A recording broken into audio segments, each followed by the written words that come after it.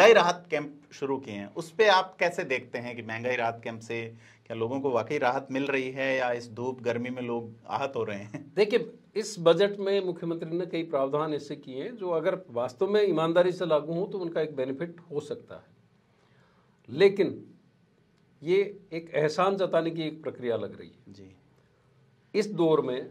जब आप ई मित्र आपके पास है, आप ऑनलाइन आवेदन ले सकते हैं जी।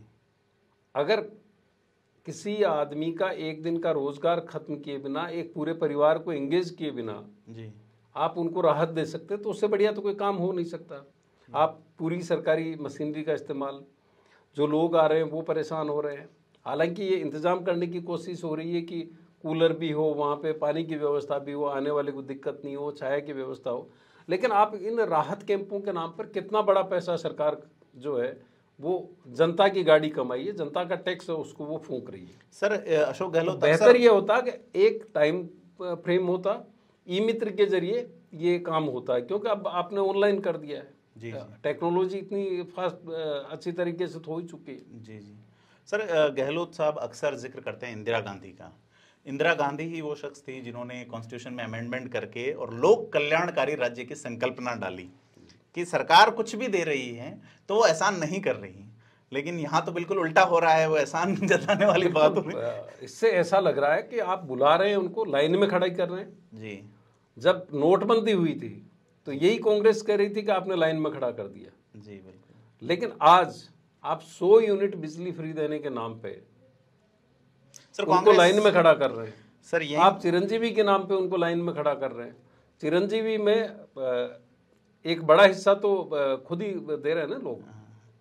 और आप अगर सामूहिक बीमा कराएं तो मुझे अच्छी तरह पता है कि हमारा कोई प्रेस क्लब या हमारा कोई भी संगठन अगर सामूहिक बीमा कराता है तो सामूहिक बीमा बहुत सस्ता होता है। जी बिल्कुल। और सामूहिक बीमे की कुछ रकम क्लब की तरफ दी जाती है, कुछ कंपनियां भी करती है, क्लब भी करते हैं, समुदाय। इसी तरह से सरकार ने ये प्रावधान किया है। और जो इंश्योरेंस एजेंसी, इंश्योरेंस कंपनी है, उनके लिए तो इससे बढ़िया कोई काम ही नहीं होता कि आपको बल्क में एक बहुत बड़ी पूंजी मिल रही है। जी।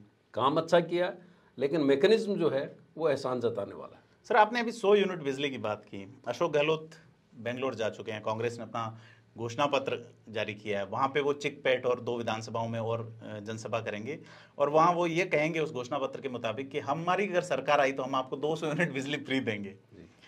तो इसे आप कैसे देखते हैं? इससे पहले वो जब 2020 के चुनाव में दिल्ली में संबोधित कर रहे थे तब कह रहे थे कि साहब हमारी सरकार आई तो हम आपको 300 यूनिट देंगे।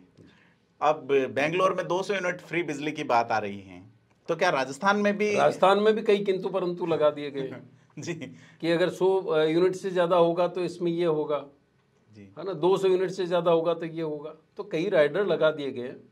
लेकिन मुझे लगता है कि देखो, एक प्रो पीपल चीफ मिनिस्टर के बतौर इनकी पहचान रही है। इनकी कई पॉलिसीज ऐसी हैं जिनको अडॉप्ट किया गया दूसरी जगह भी।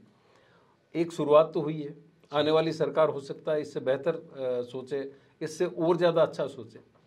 मेरा सवाल ये है कि आपको अगर रिलीफ देनी है पब्लिक को, महंगाई राहत कैंप आप कर रहे हैं, तो इसका तरीका ये भी हो सकता था कि आप उसकी मर्जी पे छोड़ते कि आप इतने वक्त में आप जाकर के करवा लीजिए। आपके पास में ई मित्र एक ऑप्शन है, आप ऑनलाइन आवेदन कर सकते हैं।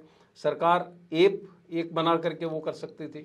सरकार की एक स्कीम है सर कि बुजुर्ग लोगों का अगर कोई काम है, चाहे वो पुलिस डिपार्टमेंट में है चाहे मेडिकल में है, लोग उनके घर जाके ऐसा कहा गया वेरिफिकेशन का काम है तो कांस्टेबल घर जाएगा। 60 से ऊपर वाला पेंशन 60 से ऊपर वालों को ही मिल रही है, 75 वालों को अलग है, तो उनको वहां आना पड़ रहा है।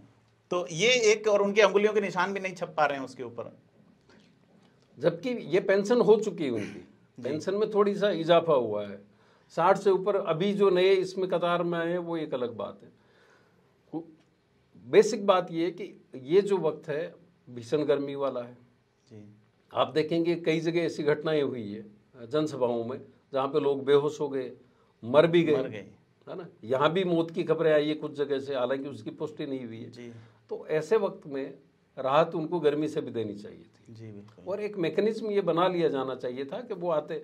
अब आप सरकार जो है जो भी राहत देती है उसमें वैसे ही मुख्यमंत्री का फोटो छाप के भेजती है जी, बिल्कुल, है ना। तो जो भी आप उनको कागज पकड़ा रहे हैं जी एक जो लाइसेंस दे रहे हैं जी। उसके ऊपर आप अपनी फोटो और बड़ी कर लीजिए। हाँ बिल्कुल। 4x6 की बजाय आप और बड़ी कर लें, पासपोर्ट की बजाय और बड़ी साइज कर लें। जी, ये था आज का धारा प्रवाह और हमारे साथ थे वरिष्ठ साथी श्रीपाल सत्तावत जी। राजस्थान के राजनीति से जुड़े खास मुद्दों से रूबरू होने के लिए सब्सक्राइब करें थिंक 360 को। कम से कम पानी में दे सफाई बेशुमार, इसमें है नेचुरल ऑयल, ये कपड़ों के संग हाथों का भी रखे ख्याल, तो आज ही करें इस्तेमाल। ओसवाल ओसवाल ओसवाल ओसवाल, हर रिश्ते का रखे ख्याल।